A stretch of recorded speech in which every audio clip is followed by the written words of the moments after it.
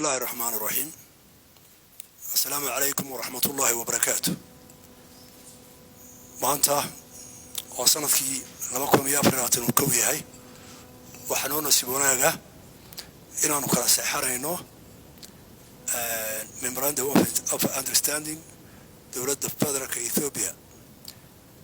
saawtihiinba qof waliba ama madaxweyne kasta wuxuu hirgeliyaa danta dadkiisa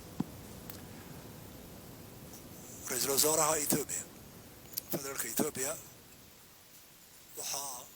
ونقعد صدي إنه وذكرله understanding إن أي بدأ كهران مال أي دجان عيدا كودو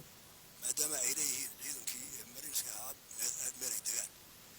إنك السومالي لأنه وحنو ابن بدن إثيوبيا يقرأ كودي سنيني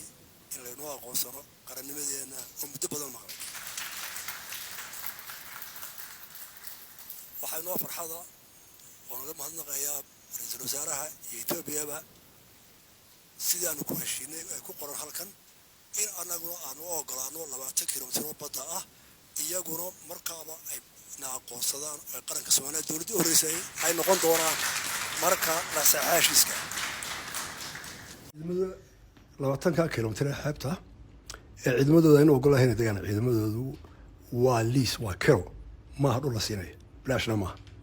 waxaan maraya arintaasi inay tahay mid labada dalba u dana si xoojinaysa waxyaalaha kale ee nolosha oo la iska kaashado oo dhan inagu waxaan leeyahay badii Ethiopia waa dal weyn oo dad badan oo qaniya oo u baahan inala wadaagaan wixii horumar oo dhan waan naga balan qaadeen insha Allah berbera waxa ka mid noqon doontaa dekadaha ay Ethiopia soo marayso wixii ay soo dejinaysa qayb kamid kolba inta aan horumarino aad iyo aad baan u mahadnaqayaa ra'iisul wasaaraha insha Allah dhawaan inuu noqdo Ethiopia ay noqoto dalkii u horeeyay ee Soomaaliya aqoonsada anaguna aan noqono dalkii u horeeyay ee soo ogolaada 20 kilomitir badda iyo wixii aad iyo aad